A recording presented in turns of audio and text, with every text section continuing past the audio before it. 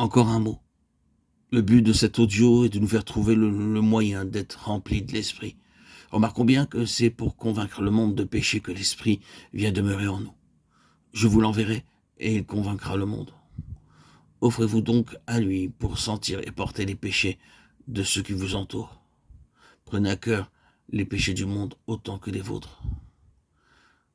Ne déshonore-t-il pas Dieu autant que les vôtres? La rédemption n'a-t-elle pas pourvu à les effacer comme les vôtres? Et l'Esprit qui demeure en vous ne cherche-t-il pas à les convaincre de leur culpabilité? C'était dans la nature humaine de Jésus que le Saint-Esprit habitait autrefois, lui inspirant tout ce qu'il sentait, tout ce qu'il disait et faisait. C'était de Jésus que Dieu se servait alors pour accomplir ses plans d'amour. À présent, c'est chez les croyants que l'Esprit vient habiter. Ils sont sa demeure. Si Christ a vécu sur la terre et si à présent le Saint-Esprit vient à nous, c'est toujours pour atteindre le même but, pour vaincre et détruire le péché.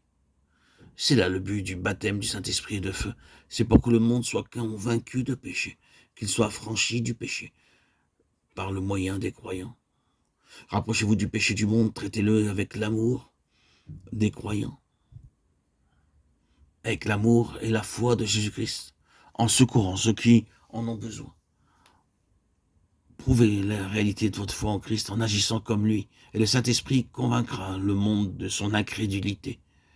Cherchez à être rempli du Saint-Esprit, non pour jouir égoïstement de sa présence, mais pour qu'il continue par vous l'œuvre que le Père accomplissait autrefois par Christ. Joignez-vous à d'autres croyants pour travailler, pour demander avec eux que les pécheurs soient sauvés du péché. Alors, le monde croira que c'est Dieu qui a envoyé Christ, Jean 17, 21. Oui, c'est la vie des croyants, c'est leur abnégation et leur amour qui prouveront au monde que Christ est une réalité et qui le convaincront ainsi de péché et d'incrédulité. Dans les choses de ce monde, la position d'un homme ou la bonne réussite d'une affaire dépendent souvent d'un local convenable.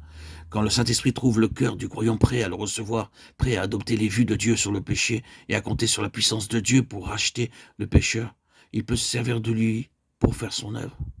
Soyez certains que le plus sûr moyen d'être rempli de l'Esprit est de vous abandonner entièrement à lui, de laisser Christ vous communiquer sa propre appréciation du péché et vous faire agir en conséquence.